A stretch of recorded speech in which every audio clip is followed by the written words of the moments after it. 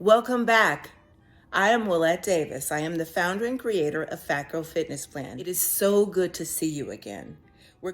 Self-love is important because it's about the love that we feel towards ourselves so that we can become more clear on how we see ourselves, how we believe in ourselves, and how we talk to ourselves.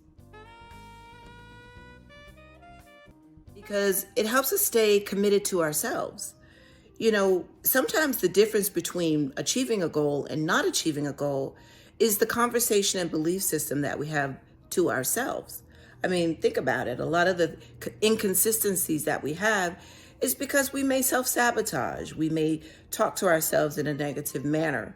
And so it's important that we rediscover who we are, how valuable we are, and we really open the new dynamic of loving ourselves in a much more positive way. So we want to talk about that today. We're going to start with self-belief. Quick question. How many of you are still on track with your resolutions from last month? Well, some of you may still be on track, and that's admirable. But many, if history serves as an indicator, have maybe, let's say, taken a detour.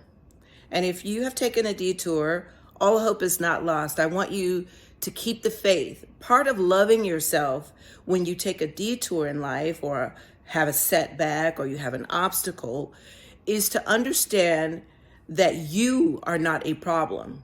You may be facing a problem or an obstacle, but you are not that problem. You are not that obstacle.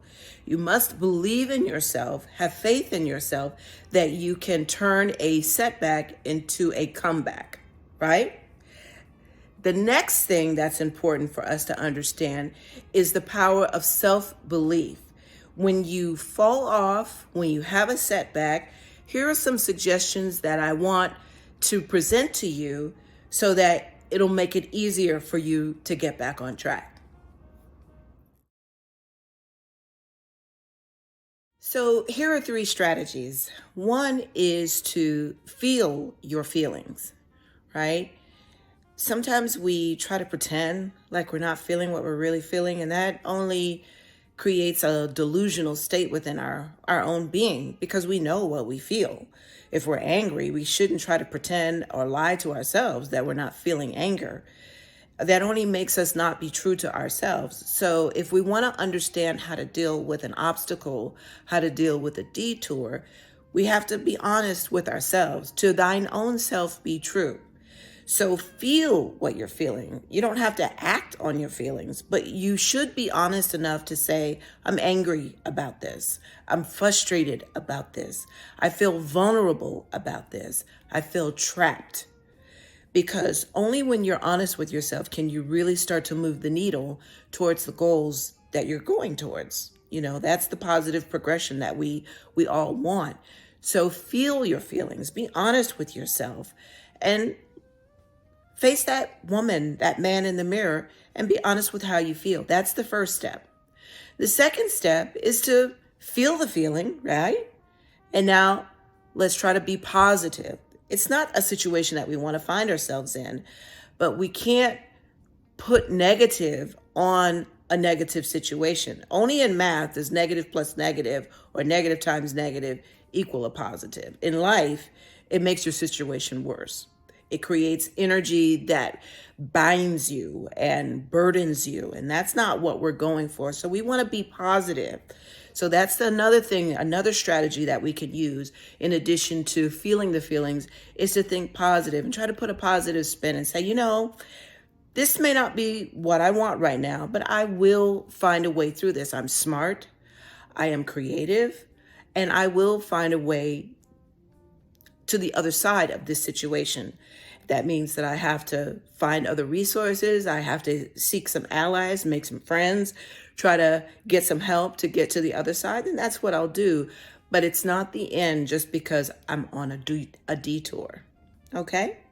Now, the third thing that I want to give you as a suggestion is to know that you are not alone, right?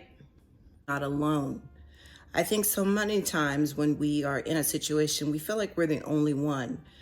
Now, you and I both know when we have our logical hat on, we know that very few things in life only one person has experienced. I mean, most of the time when you've experienced something, someone else has experienced something similar, because how many different unique experiences do we have in life? You know, we get frustrated like many people, we happy like many people, we have ecstasy like many people, we have all the emotions that are human emotions. We have them just like the other humans. So to feel that you're all alone, I think is a burden. It's a shackle that we put on ourselves, and we have to kind of come outside of our experience and look back on ourselves and have that self-talk, that positive self-talk that says, you know, this is a situation I'm not happy about.